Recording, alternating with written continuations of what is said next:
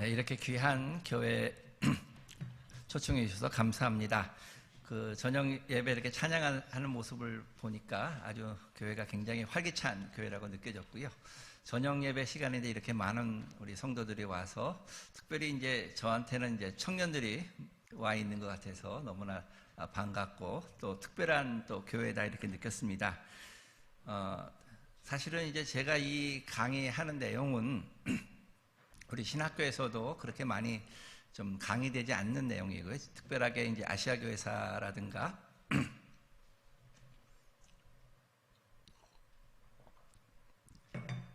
이런 이제 강의를 할 때 좀 만날 수 있는 내용이고요. 그래서 이 명사 초청으로 4번의 강의를 이 아시아에 어떻게 복음이 전해졌는지 이런 그 강의를 한다 그래서 굉장히 놀랐습니다. 와서 보니까 목사님이 이제 앞서 가시는 것 같고 또 당회에서도 이런 그 강연을 특강을 그렇게 허락하신 걸 보니까 굉장히 이제 앞서가는 교회다 그렇게 느껴봤습니다. 제가 이제 교회사를 가르칠 때 첫 번째 시간에 하는 얘기 중에 하나가 한국교회 어떻게 보면 2000년 교회사에서 풀지 못한 그 과제가 한국교회에 주어져 있다, 책임이 주어져 있다 그렇게 얘기를 합니다. 그거는 사실은 아시아 교회, 아시아 선교, 아시아 땅에 아시아 사람들에게 어떻게 복음을 전하느냐, 어떻게 보면 2000년간 그 한국 교회사에서 풀지 못한 숙제다 그렇게 말할 수가 있습니다. 아시아 대륙 전체에서 우리나라와 필리핀을 제외하고 다른 나라에서는 기독교가 굉장히 미미한 존재로서 지금 생활하고 있죠. 그래서 왜 이제 아시아 땅에는 복음이 전파되지 못했는지, 왜 기독교가 든든하게 뿌리 내리지 못했는지 우리가 함께 살펴보면서 앞으로 이제 우리 세대에서는 이 아시아 땅에 어떻게 복음을 전할 것인지 고민하고 아시아 선교를 위해서 아시아의 교회가 세워지는 걸 위해서 우리가 기도하고 책임을 져야 된다 그런 얘기를 합니다.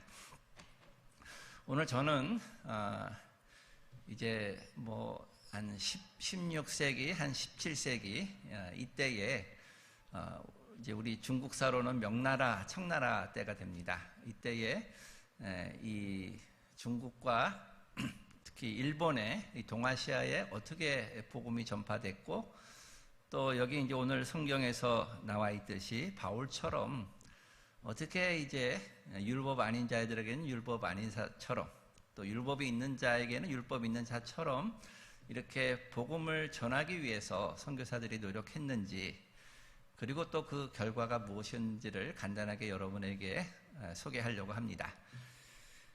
그래서 이제 그때 이제 복음이 전파된 것은 이제 가톨릭 교회가 천주교회라고 하죠. 가톨릭 교회가 그때 이 아시아 땅에 중국과 일본에 와서 선교를 했습니다. 그래서 우리하고는 조금 멀다고 느껴질 수도 있고 가톨릭 교회가 하는 게 우리와 무슨 관련이 있는가 이렇게 생각할 수도 있겠지만 그냥 이제 아시아 땅에 이렇게 복음을 전하려고 했던 역사가 있었다.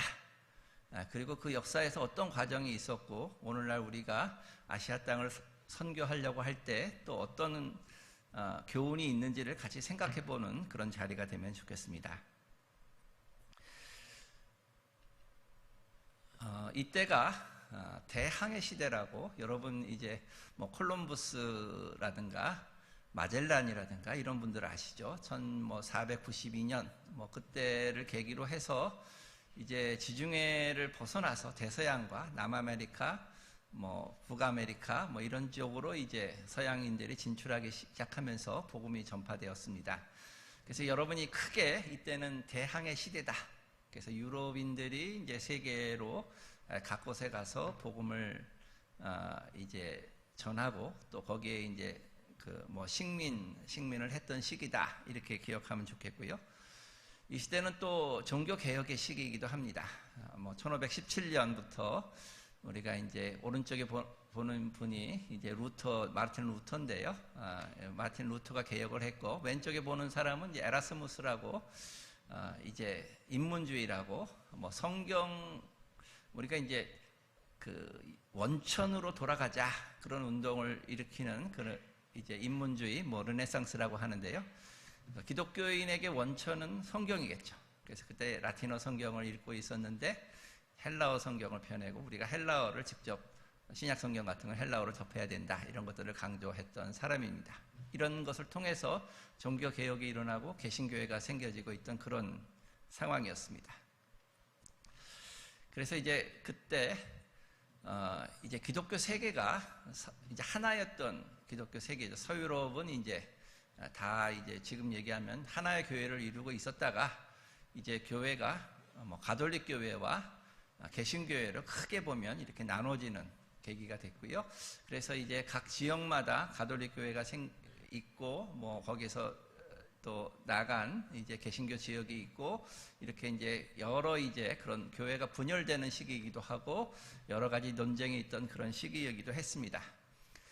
그때 이제 가톨릭에서 특별히 이제 개혁 운동을 일으켰던 그런 이제 수도회라고 할 수 있는데요. 예수회라고 하는 그런 수도회가 있었습니다. 그래서 뭐 개신교에게 이렇게 빼앗긴 지역들, 이런 지역을 다시 탈환하자 뭐 하는 그런 생각도 있고요. 가톨릭의 원래 정신대로 돌아가자, 이런 운동도 했고요. 특별히 이제 이 예수회가 결성된 것은 예루살렘에 가서 선교를 하기 위해서 사실은 결성이 된 거예요. 그런데 예루살렘에 이제 갈 수 없는 상황이 됐습니다. 터키가 이제 점령을 하고 있으니까 이제 그런 상황에서 우리가 뭘 할 것이냐 이렇게 생각을 하면서 뭐 대학을 세우고 뭐 그 당시에 이제 이런 고등교육을 해서 그런 인재들을 양성해서 세계 각곳에 선교사를 파송해야 되겠다, 이제 이렇게 해서 선교사를 많이 파송을 했습니다. 그래서 제일 처음에 나오는 사람이 이제 이그나티우스 로욜라라고 예수회를 세운 사람이고요. 그 밑에 보면 예수의 이제 문양이 있는데 이렇게 햇빛처럼 돼 있고 이제 세 글자가 쓰여 있고 십자가가 이렇게 있는데 그 세 글자가 이제 그 그리스어로 예수라는 그 말에 이제 앞에 세 글자가 되겠습니다. 그 다음에 이제 그 중간에 보이는 위에 있는 분이 사베르라고 이제 우리가 이제 일본 선교를 할 때 좀 다루게 되는 분이고요. 밑에 이제 흑백으로 되어 있는 분은 노빌리라고, 이 사람도 이제 인도에 가서 선교를 했는데 인도를 가보니까 힌두교가 많은 거예요. 힌두교에서 이제 처음에 선교를 할 때는 그 대중들을 선교를 했는데 위에 뭐 브라만이나 크샤트리아 뭐 이런 사람들은 교회로 오질 않는 거죠. 이 사람들이 카스트 제도가 있으니까 그래서 이제 어떻게 이들에게 복음을 전할까 이렇게 생각을 하다가 자기가 이제 이 힌두교 이 구루라고 할까요? 뭐 이런 사람의 옷을 입고 힌두교 경전을 배워서 이제 거기에 기초해서 복음을 전하기 했던 그런 사람입니다.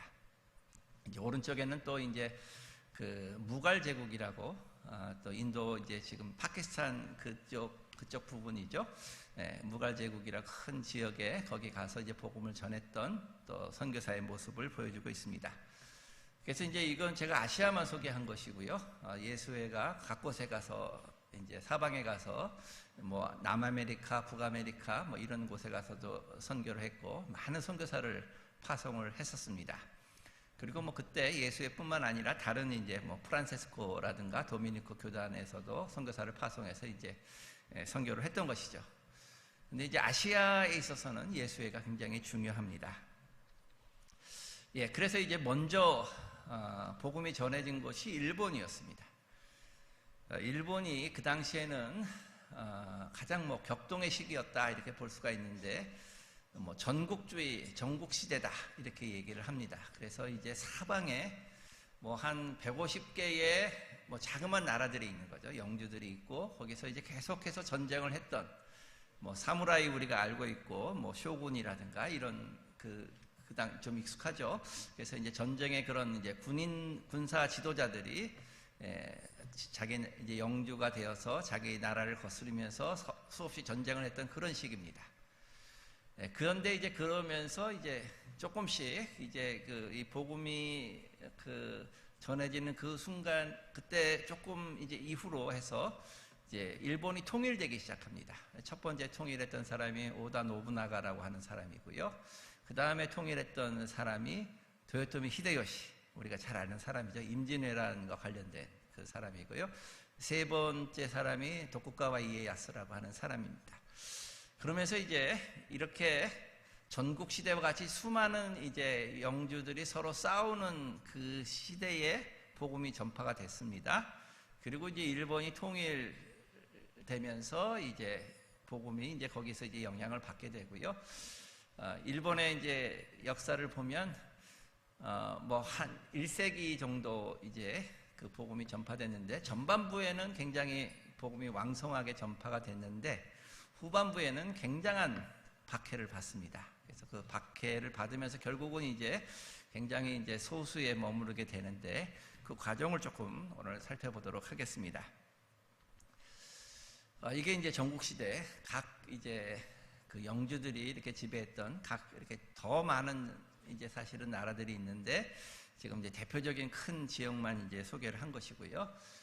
그 다음에 이제 조금씩 이제 오다 노부나가가 조금 통일하고, 그 다음에 이제 에도 시대면 도쿠가와 이에야스 그 시대인데, 이 시대가 1603년부터 시작해서 1868년까지 한 200년도 넘죠. 250년, 60년 이렇게 지배했던 그런 시대입니다.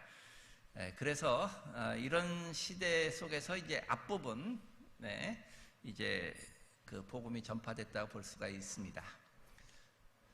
그 이제 제일 왼쪽에 있는 사람이 이제 오다 노부나가, 가운데 있는 사람이 토요토미 히데요시, 세 번째 있는 사람이 도쿠가와 이에야스인데요. 일본 선교는 이제 1549년부터 시작이 됐습니다. 그래서 처음에 이제 이 보이는 이 사진에 있는 사람이 프란시스 사비에르, 뭐 하비에르 이렇게 부르는 사람인데요. 이 사람이 이제 그 일본인을 우연히 만나게 된 겁니다. 그 이제 지금 하면 이제 인도네시아 그쪽에 와서, 원래 이제 인도에서 선교를 하다가 이제 일본이라는 그런 나라를 들으면서 이제 말레이시아에 잠깐 그쪽에 이제 또 복음을 전하고, 그쪽에 이제 포르투갈 이제 그 거주민들이 있어서 그쪽에 갔다가 일본 사람을 만나게 된 거예요. 그래서 일본이라는 나라가 있구나 하는 것을 알게 되고, 이제 그쪽 그 사람의 인도를 받아서 일본에 들어가게 됩니다. 그러면서 이제 선교가 시작이 되는데, 일본이 그 당시에 이제 수많은 영주들이 있었잖아요. 근데 이제 이 사람이 이제 선교사들이 이제 같이 들어가면서 활동을 하면서 처음에 이제 1563년 정도에 영주 중에 한 명이 개종을 한 거예요. 그 당시에는 영주가 개종하면 그 밑에 있는 모든 그 주민들이 다 개종을 하는 겁니다. 그러니까 이제 그 개종자가 비약적으로 들어갈 수밖에 없죠. 그 영주가 개종을 하니까 그 당시에 뭐 신도도 있고, 그 당시에 이제 일본은 불교가 아주 강했고 신도라고 하는 그 종교도 있었고 여러 종교들이 있었는데, 그런 이제 그 신앙을 가지게 되면서 개종하게 되면서 이제 그런 불상들을 불태우고 신도를 뭐 불태우고 뭐 이런 일들이 일어나게 됩니다. 그리고 이제 오다 노부나가가 이제 68년에 이제 통일 군주가 되는데, 이 사람이 좀 선교에 대해서 좀 호의적이었어요. 그런데 이제 이 사람이 얼마 지나지 않아서 이제 죽고 맙니다. 그때 이제 그 절에 가서 이제 그 천황을 만나려고 하는데, 그 절에 이제 누가 이제 불을 지른 거죠. 그 사람을 이제 미워하는 사람들이. 그래서 그 사람이 거기서 죽고, 그 다음에 통일한 사람이 이제 토요토미 히데요시가 되는 거예요. 히데요시가 되면서 처음에는 좀 이제 기독교에 대해서, 좀 천주교에 대해서, 뭐 지금은 이제 천주교나 기독교나 다 이제 하나로 제가 하면서 얘기를 하겠습니다. 그래서 이제 좀 호의적인 태도를 보이고, 그래서 이제 선교가 굉장히 많이 발전을 넘겨달라고 해도 네네, 예. 그러면서 이제 제일 이제 선교할 때 어려운 것은 하나님이라고 하는 것을 어떻게 번역해야 되느냐. 신이라고 하는 가미가 있었는데, 그 가미는 이제 여러 신들에 포함이 되고, 우리가 생각하는 이제 유일신 개념을 담을 수가 없는 것이죠.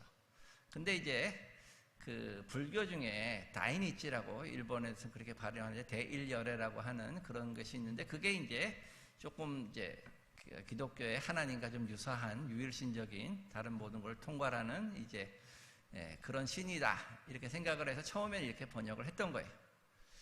그러다가 이건 아무래도 일본 사람이 처음에는 이제 뭐 불교랑 유사한 점도 많으니까 이제 우리가 그렇게 불교에 너희들이 모르는 불교 새로운 그런 것들을 전파됐다 이렇게 이제 얘기를 했던 것이죠. 그런데 이제 결국은 다이니치라고 하는 말 갖고는 이제 안 되겠다 해서 라틴어 그대로 음역을 해서 데우스다 이렇게 이제 기독교의 하나님을 이제 소개하게 되는 거죠. 불교도들이 또 이렇게 얘기를 하는 거예요. 기독교의 가르침은 우리 불교의 가르침과 똑같다. 그러니까 굳이 뭐 개정할 필요가 없다. 이렇게 얘기를 하고 많이 이제 유사점을 많이 얘기를 하다 보니까 또 이제 그런 점이 있으니까 이제는 이제 언어에 우리가 이제 분명하게 우리가 갖고 있는 개념들을 분명하게 전파해야 되겠다. 그래서 이제 포르투갈어를 이제 음역을 해서 뭐 인페르노 이건 뭐 음부 지옥 이런 얘기인데 그라시아 이거는 또 은혜 뭐 이런 얘기거든요. 뭐 컴피샤오 뭐 이런 거 아니마 뭐 영혼 뭐 파라이소 낙원 뭐 크루즈 십자가 뭐 이런 것들을 그대로 그냥 그 외국의 어떤 포르투갈어 발음을 그대로 옮겨서 이제 일본 사람들에게 전해줬던 것이죠. 그리고 그 당시에 이제 불교와 기독교의 차이들 이런 것들에 대해서 이제 많은 불교 승과 논쟁도 하고 그러면서 이렇게 지냈습니다.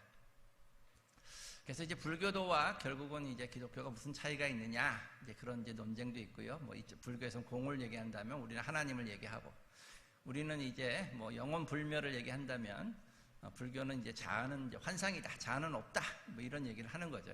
그래서 이제 그 당시에 불교도들과 이렇게 논쟁을 하면서 차이가 뭐고 또 공통점이 뭔가 이런 이제 논쟁이 있었다는 것이죠. 그리고 이제 선교를 어떻게 해야 되느냐 하는 그런 이제 고민을 많이 하게 됩니다. 그 당시 이제 일본 사람들이 이제 이제 지도자들은 다 이제 비단 옷을 입고 있는데 예수회는 이제 수도사들이거든요. 그러니까 비단 옷은 이제 어떻게 보면 사치스러운 옷인데 외국인들 그 일본인과 만나서 얘기를 하려면 비단 옷을 입어야 되는 것이 아니냐. 아니면 예수회가 갖고 있는 그 서양의 그 옷을 입고 가야 되느냐 뭐 이런 걸 갖고도 얘기를 하고요. 어떤 사람은 일본은 굉장히 오만하고 탐욕스럽다. 그래서 이제 일본 사람들에서 이런 평가를 하는 것도 있었고요. 그 다음에 이제 그 일본 사람을 이제 결국 지도자로 세워야 되는데 일본인은 예수회로 수도회로 입회하거나 성직자를 세울 수가 없다. 뭐 이제 이런 얘기도 하는 거죠. 근데 또 다른 사람은 그게 아니고 이 사람 뭐 이제 오르가티노 이런 사람 같은 경우는 1년 동안 불교 승려에게 불교에 대해서 자세히 배우게 되죠. 그리고 일본 비단 옷을 입고 일본 사람들과 똑같이 옷을 입고 하고 나는 이제 이탈리아 사람이라기보다는 나는 일본인이다. 주님이 은혜로 나를 이렇게 변화시켰다. 뭐 이런 얘기를 하는 거죠. 그렇지만 이제 또 일본 사람들이 뭐 예식이나 건물이나 이런 것들은 그래도 그냥 그걸 다 똑같이 일본식으로 지면 뭐가 새로운 게 없으니까 그런 것들은 좀 새롭게 해서 서양식으로 소개할 수도 있다. 이렇게 얘기를 했던 것입니다. 그래서 이제 선교를 어떻게 할 것이냐 이런 이제 여러 가지 논쟁들이 있고 그래도 나중에는 점점 그 일본 사람들을 그래도 긍정적으로 평가하고 이런 이제 선교 방침들이 우세하게 되면서 선교가 일어나게 됩니다. 지금 이제 이 그림들을 보면 이제 그 방에 가서 이제 예배를 드리고 하는 그런 모습도 있고요. 이제 일본인 신자들이 이제 기독교인들이 돼서 이제 옷을 입고 있는 그런 모습을 보여줍니다. 그리고 이제 뭐 일본에 신학교를 세우게 되는 거예요. 여러분 이제 신학교 일정들을 보면 일본어도 배우고 라틴어도 배우고 그 아침 뭐 새벽 4시 반부터 일어나서 밤 8시까지 이렇게 공부를 시켰던 것이죠. 그리고 이제 그러면서 이제 이런 선교 지역에서 서양의 기독교적인 문명과 이제 뭐 불교적이고 신도적이고 유교적인 그런 일본의 문화가 이제 만나는 과정들을 보여주게 됩니다. 그러면서 이제 일본에 대해서 굉장히 그래도 일본에 맞춰서 어떻게 선교를 해야 되느냐 하는 것들을 굉장히 관심을 많이 기울였고요. 선교사들이 공손한 태도를 하고 이제 그 만나는 장소에 차를 이제 먹을 수 있는 그런 방을 준비해 놓는 거죠. 그런 것들을 한다든가, 뭐 큰 웃음을 지면 안 된다든가, 뭐 이렇게 해서 일본의 그런 문화에 맞춰서 선교를 하려고 하는 그런 모습을 보여주고 있습니다. 그러면서 이제 이런 선교 정책들이 점점 좀 호응을 얻어서 한 1582년 정도 되면 15만 명 이제 기독교인들이 세워지고 200교회 정도가 세워졌다. 그래서 이제 일본의 성직자들을 양성해야 되고, 또 일본이 이제 하나의 주교국가 돼서 독자적으로 발전할 수 있어야 된다. 뭐 이제 이런 이제 논의들이 있었다고 합니다. 그래서 일본 선교가 이제 굉장히 이제 1549년에 시작했는데 한 40년도 안 된 거죠. 그러면서 이렇게 이제 성장했다는 걸 보여주는 거죠. 그리고 이제 덴쇼 소년 사절단이다. 덴쇼라고 하는 이제 뭐 그 시대의 이름인데요. 시대에 1582년에 가면 그 신학교에서 공부하는 4명의 소년들을 이끌고 유럽에 가는 거예요. 여러분이 여정을 보시면 이 아프리카를 돌아서 저기까지 해서 이 사람들이 최초로 일본인 중에서 유럽을 방문한 그런 사람이 되는 것이죠. 그래서 교황까지 만나고 그리고 다시 돌아옵니다. 이런 이제 일들까지 있었고요. 또 여러 가지 이제 기독교 서적들을 출판합니다. 그래서 특별히 이제 일본 기독교에서 중요한 게 그리스탄 교리 도츠리나 뭐 그리스탄이라고 하는 책인데요. 일본 뭐 일본어로 된 교리 교육서다, 그렇게 생각하시면 됩니다. 그래서 우리하고 조금 달리 여러 가지 뭐 신앙 생활을 하는데 기도문이랄까 뭐 이런 것들도 포함하고 주일 뭐 축일 이런 것들에 대한 자세한 이제 설명들이 일본어로 이제 기록되어 있고요. 이것은 이제 이렇게 문답식으로 되어 있습니다. 일본만 다 하기가 어려워서 지금 이제 빨리빨리 지나가야 되겠네요. 그래서 이제 일본 그 지금 책들의 모습이고요. 일본어로 이렇게 기록된 책들로 선교를 했다 하는 것이고, 그 다음에 이제 히데요시가 이제 정권을 잡게 됩니다. 그러면서 이제 처음에는 이제 기독교에 대해서 굉장히 이제 호의적이었다 하는 것이죠. 그러다가 1587년에 이제 선교사 추방령을 발표하게 됩니다. 이 선교사 추방령에서 기본적인 거는 일본은 신국이다, 가미의 나라다, 우리는 외국 신들이 필요 없다, 뭐 이런 것이죠. 그래서 이제 일본인들을 뭐 강제로 개종해도 안 되고, 영주가 믿었는데 그 밑에 사람이 자동적으로 믿는 이런 일이 있어서는 안 된다, 종교의 자유가 있다, 뭐 이제 이런 얘기를 하면서 선교사 추방령을 내렸는데, 이것이 뭐 사실은 오래 가지는 않았습니다. 그리고 이제 거기에 대해서 뭐 그 포르투갈에서 반대를 하는 뭐 이제 이런 편지도 보냈다는 것이고요. 그러다가 1596년에 26명의 이런 사람이 처음으로 이제 순교하는 일이 일어납니다. 뭐 산 펠리페라고 하는 그런 이제 그 스페인 이제 상선이 있었는데, 거기서 이제 선원이 이 스페인이 이게 다 지배를 하고 있다, 세계를 지배하고 있다 하는 얘기가 히데요시까지 들어가서 이제 이 선교가 단순한 선교가 아니라 일본을 지배하겠구나, 뭐 이런 이제 생각을 가지게 되는 거죠. 그러면서 그때 이렇게 26명의 첫 번째 순교자가 나왔습니다. 그리고 이제 이때 이제 1592년 이 시기에 이제 임진왜란도 일어나죠. 임진왜란이 일어났을 때 우리나라에 파견된 그 군대가 곤니시 유키나와라고 하는 사람인데, 그 군장이 근데 그 사람이 사실은 가톨릭 신자였어요. 그 사람이 군기에는 십자가가 그려져 있었던 것이죠. 그리고 이제 그 사람과 함께 신부가 와서 이제 종군 신부로서 와서 같이 생활했다, 이렇게 얘기를 합니다. 그래서 이제 우리나라 역사에서 이렇게 어떻게 보면 이제 첫 신부가 와서 이렇게 우리나라 땅을 밟은 건데, 우리나라 사람들에게 전도한 것 같지는 않아요. 그리고 이제 그때 전도가 이루어지지 않고 한국교회가 거기서부터 출발하지 않는 것은 참 다행이다, 그렇게 얘기를 많이 합니다. 근데 이제 이 사람들이 일본이 철수하면서 우리나라 사람들의 도공이나 이런 사람들을 붙잡아서 갔어요. 그래서 이제 일본에 가서 생활하는데 그 사람들이 거기서 이제 뭐 가톨릭 신자가 됐습니다. 그리고 그 사람들이 나중에 박해를 받으면서 그 중에 순교자들이 생기는 거예요. 그래서 일본의 그 뭐 기독교 천주교 역사에서 한국인 순교자들까지도 생기게 되는 역사가 일어납니다. 예, 이게 독국가의 이제 막부 시대에 들어오면 아주 대대적인 철저한 박해가 일어나게 되는 거예요. 기독교를 금령하고 아예 문을 닫아 서양 사람들이 들어오지 못하게 하고, 그러면서 이제 아주 이제 이 봉건 체제를 아주 공고하게 세우기 위해서 사실은 서양 종교를 박해하고 불교 이 절들이 아주 중요한 이런 이제 그 정부를 지지하는, 그렇게 되고 이제 민중들을 이제 감시하는 그런 체제로 발전하게 됩니다. 그래서요, 우리 이제 여러분 보시면 이때 이제 밑에 예수님의 초상을 놓고 이제 발로 밟게 하는 거죠. 발로 밟으면 이제 신앙을 부인하는 것이다, 이렇게 얘기를 하고요. 아주 그때 그 고문을 아주 잔혹하게 했습니다. 그래서 어떻게든지 일본의 이 정부의 목적은 어떻게든지 배교시키는 게 목적이에요. 그래서 아주 극심한 고통을 줘서 이제 그 배교하고 또 이제 처형을 하는 그런 방법을 고안해내서 많은 사람들이 여기서 순교를 했습니다.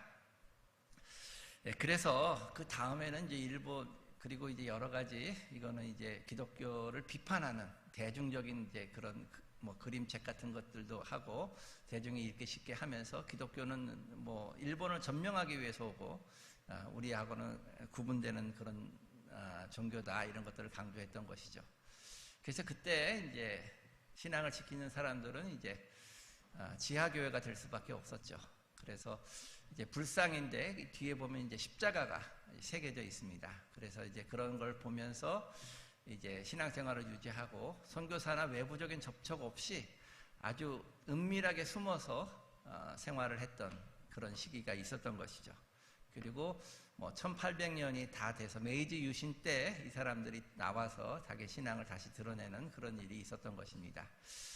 그래서 일본은 처음에는 이제 기독교가 왕성하게 전파가 됐는데, 특별히 이제 도요토미 히데요시와 도쿠가 이에야스를 거치면서 이게 이제 아까 얘기했지만 250년 정권이 가는 거잖아요. 그때 계속해서 박해를 받으면서 거의 이제 그 기독교가 그 자리를 잡을 수 없게 되는 그런 상황이 있었다 하는 것을 일단 말씀을 드리고 싶습니다. 그래서 이제 일본의 선교가 이제 처음에 그 1549년에 일어났는데 결국은 이제 성공을 거두지 못하고 아주 잔혹한 탄압으로 거의 미미하게 남게 됐다 하는 것을 여러분에게 소개를 해드렸고요. 중국 선교에 대해서 조금 소개를 하면요, 중국 선교에서도 명나라 때 이제 교역을 일어나면서 이제 포르투갈과 교역이 일어나면서 이제 복음이 전파되기 시작을 했습니다.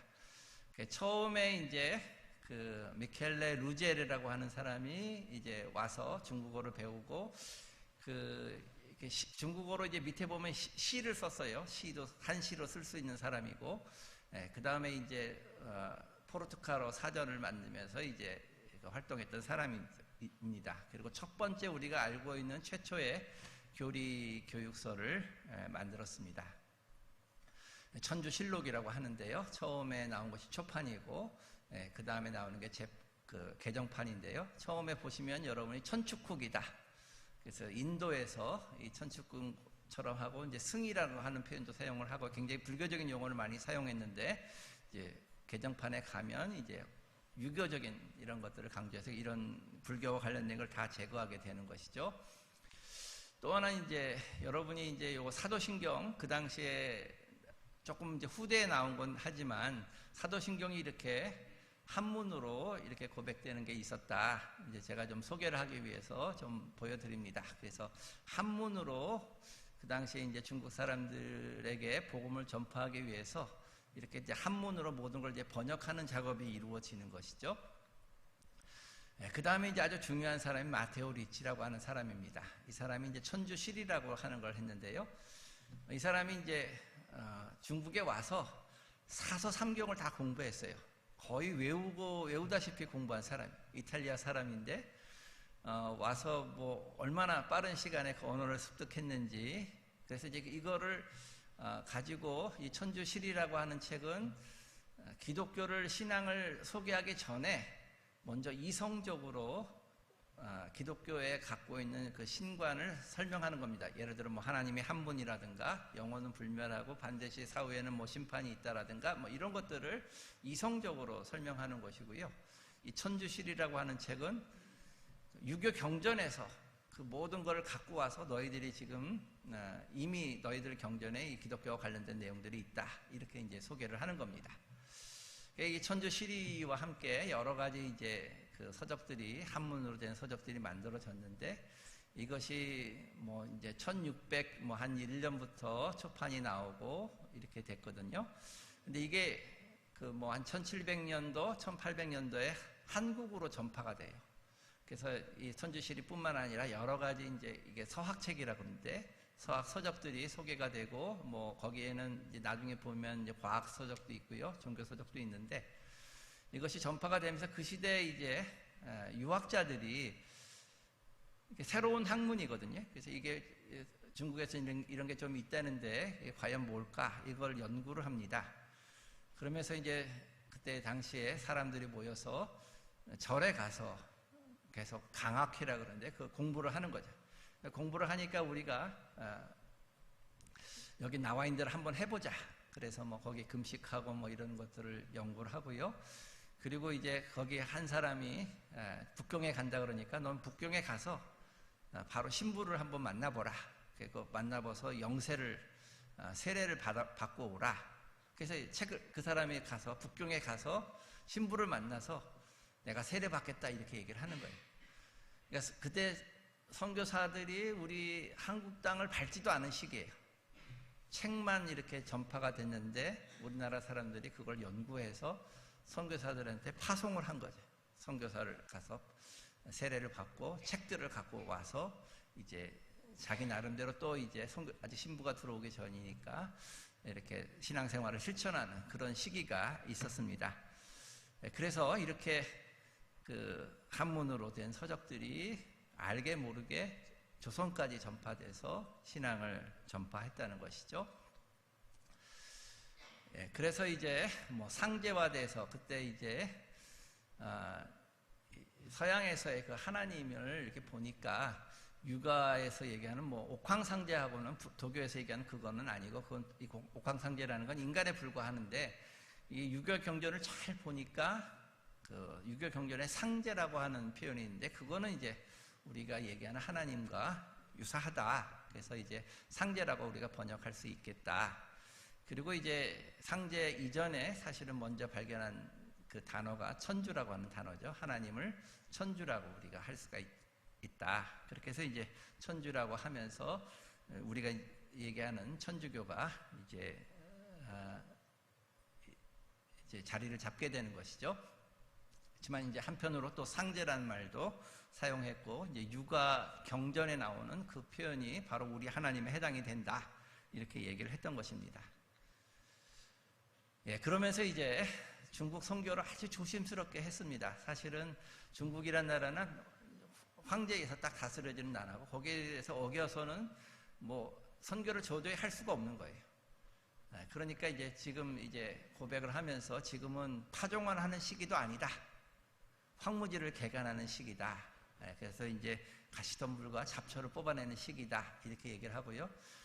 이게 선교사들이 대거 들어가면 이거는 중국 사람들이 굉장히 황제가 걱정을 해서 이렇게 하면 안 된다. 천천히 중국 사람을 감화시켜서 의심을 풀게 하고 그 다음에 복음을 받아들이도록 해야 된다. 이런 이제 이야기를 하고 있습니다. 그래서 중국 선교가 사실은 굉장히 조심스럽게 이루어질 수밖에 없는 그런 상황이었고, 그래서 이제 어떻게 황제의 인정을 받을 것인가, 그런 고민을 많이 했던 것이죠. 그래서 이제 마테오 리치가 1601년에 북경까지 가서 이제 황제를 만나게 되는 거예요. 황제를 만날 때 이런 여러 가지 뭐 복음서에 관련된 뭐 그림이나 뭐 이런 것도 전하지만, 뭐 자명종, 이런 이제 서양의 물품들을 갖고 이제 전파를 하는 것입니다. 그래서 이제 그때 이제 소개했던 게 고뇨 만국 전도라고 하는 건데요. 이건 이제 칼라로, 원래는 이제 칼라는 아니었는데요. 이게 이제 보면 중화사상, 중국이 세계 중심이라 그랬는데 이 지도를 보여주는 거예요. 중국은 이제 하나의 부분이고 세계에 이렇게 나라들이 있다 하는 것을 이제 그림으로 지도로 보여주는 것이죠. 그러면서 이제 1608년 정도 되면 중국의 이제 신자들이 교우가 한 2,000명 정도 되고 130명 정도 된다. 그래서 조금씩 이제 중국에 이제 복음이 전파되는 것을 볼 수가 있습니다. 리치가 이제 한문 저수를 많이 했는데요. 기독교에 관련된 것보다는 과학과 관련된 것이 많습니다. 그래서 과학을 통해서 서양 문명을 좀 전파를 하고 그것을 통해서 그 기독교 복음에 대한 신뢰를 좀 얻을 수 있도록 노력을 하는 것이죠. 그러면서 교우론이나 이런 우정에 대한 것, 이런 것들은 중국 사람도 좋아하고 또 서양에서도 그런 것이 있으니까 그런 걸 소개하는 것이죠. 그리고 이제 천학초암이라는 거 하는 걸 보면 이편과 기편이 있는데 기독교 교리와 관련되기보다는 이제 영성과 도덕에 관련된 것이 처음에 이편이고요. 기편에 보면 수리라든가 천문이라든가 기하학이나 이런 것들이 이제 소개되는 것을 볼 수가 있습니다. 그래서 이런 걸 통해서 이제 중국인들의 환심을 얻고 황제의 환심을 얻어서 복음을 전파하려고 했던 것이죠. 그런데 이제 역시 또 여러 가지 교난이 일어나서 천주교에 대한 박해가 일어난 적이 있었는데 이런 것들이 이제 좀 극복이 돼 가는 과정을 보이고요. 이게 이제 한 1680년부터 700년까지 한문으로 작성된, 선교사들을 중심으로 해서 한문으로 작성된 그런 책입니다. 그러니까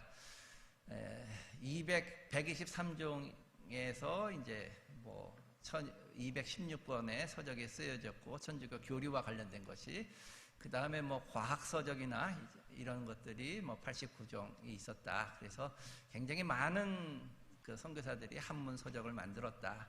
또 교리, 종교와 관련된 것도, 신앙과 관련된 것도 있었지만 과학과 기술에 관련된 것도 이때 같이 소개가 됐다는 것이죠. 그래서 이제 제가 이제 복음서 관련돼서 조금 이제 소개를 하고요. 그림으로 이런 것들을 소개하려고 했고, 이제 서양에서 나온 것들을 이제 동양적으로 소개하려고 했다는 것을 좀 보여주고요. 이제 그림을 보면 똑같은 그림인데 중국 산수와 비슷한 것들 병풍에 있고, 밑에 도자기를 보면 또 도자기에 이제 동양 문양이 새겨진 것을 볼 수가 있습니다. 그래서 이런 식으로 이제 좀 전파를 하려고 했다 하는 것이고, 이제 십자가를 굉장히 중국 사람들이 꺼려 했는데 이 그림으로 십자가를 보이기도 했고, 이것이 나중에 이제 기독교를 비판할 때 이런 그림을 가지고 비판을 하기도 합니다. 그리고 이제 명나라에서 사실은 이제 청나라로 바뀌는데 그때도 선교가 계속 이루어질 수 있었습니다. 이제 아담 샬이라고 하는 사람이 천문대 이런 이제 그 관리가 되면서 그것을 계속 연결해서 이제 복음이 전파될 수 있도록 했고요. 소현세자와 만남을 가졌다 그러고요.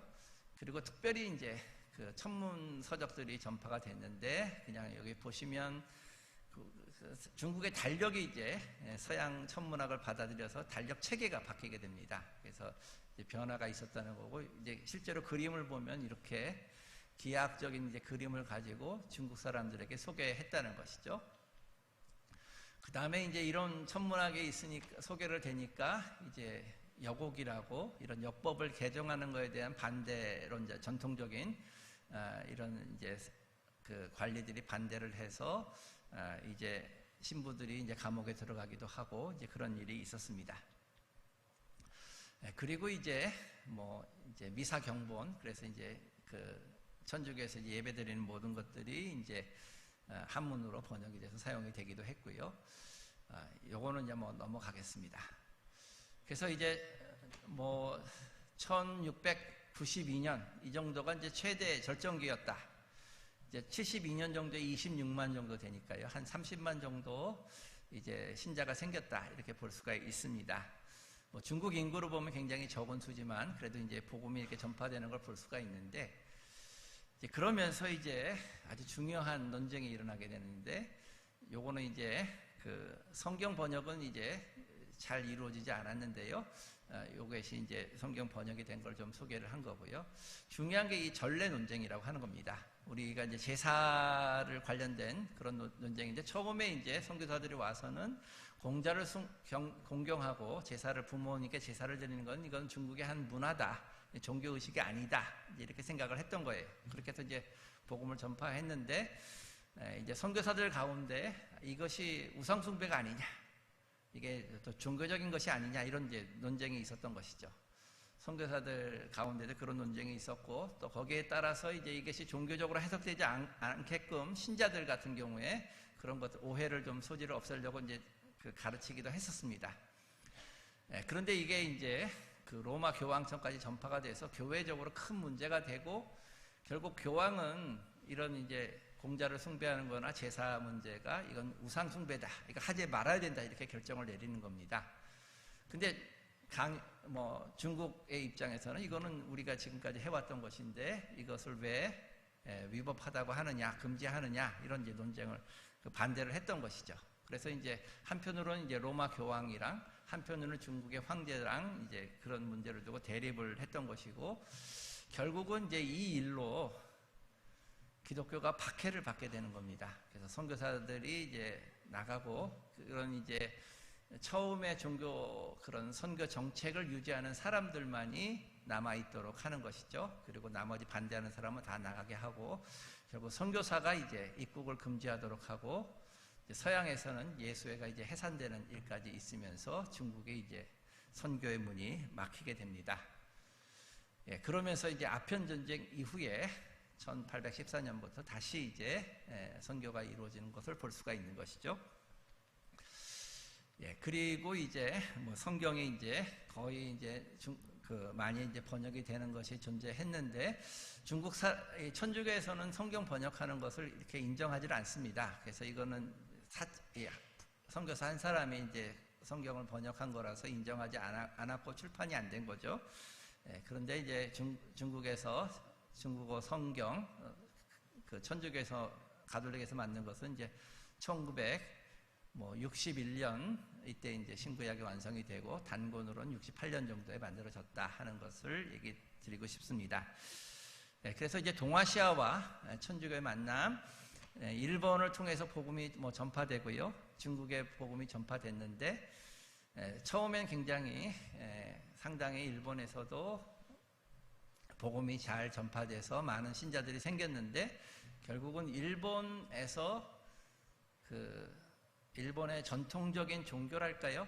또 그것과 관련된 이제 정부에서 탄압을 하면서 결국은 아주 미미하게 남을 수밖에 없었다는 거죠. 중국도 마찬가지죠. 중국은 조금 더 길게 선파를 하고 많은 한문 문헌이 만들어졌고, 또 그 당시에 이제 신앙적인 서적뿐만 아니라 과학기술 서적도 많이 만들어지고 굉장히 큰 영향을 주었습니다. 그렇지만 또 그것도 이제 전례 논쟁이 일어나면서 결국 중국에서 기독교를 금지해버리고 탄압을 하게 되면서 선교가 제대로 이루어질 수 없었고, 지금도 이제 개신교까지 들어가서 선교하기 전까지 가톨릭이 남아있긴 하지만 지금도 이제 좀 미미한 그런 그 상태라고 말할 수 있습니다. 그래서 어떻게 보면 중국 사람에게 다가가고 일본 사람에게 다가가는 그런 바울과 같은 복음을 전했지만 그 결과는 아직은 미미하다, 이렇게 생각할 수가 있습니다. 그래서 저는 오늘 말씀을 여러분하고 같이 나누면서 바울이 선교했던 그 방법이 선교사의 기본적인 선교 방법이고, 지금 이제 이 시대의 가톨릭 선교사들이 그것을 맞추기 위해서 얼마나 많은 노력을 했는지를 여러분에게 좀 같이 나누고 싶고요. 근데 결과는 좋지 않을 수도 있다는 것이죠. 그것은 우리가 결정할 수 있는 문제는 아니고 하나님이 아직 때가 되지 않았다, 그렇게 생각을 해봅니다. 그러면서 그런 이제 역사가 이렇게 그때 당시에는 성공을 하지 못했지만, 지금 이제 우리에게 지금 이제 이 시대가 다시 연구가 되고 있고, 중국에서도 서양 학자들도 이렇게 연구를 하면서 다시 한번 이제 그 시대를 연구를 하고 있고요. 우리가 개신교 선교는 가톨릭 선교와는 다르지만 이렇게 그들에게 접근하려고 했던 그 자세를 우리가 좀 같이 배우면 좋겠다, 이제 이런 생각을 해봅니다. 그리고 이제 마지막으로 저는 갈라디아서 6장의 말씀을 좀 같이 나누고 싶은데요. 6장 9절입니다. 우리가 선을 행하되 낙심하지 말지니 포기하지 아니면 때가 이름에 거두리라. 어떻게 보면 이 아시아 선교의 역사가 실패했다 이렇게 볼 수도 있고, 왜 하나님이 이렇게 이때를 허락하지 않는지 이런 질문을 할 수가 있을 것 같아요.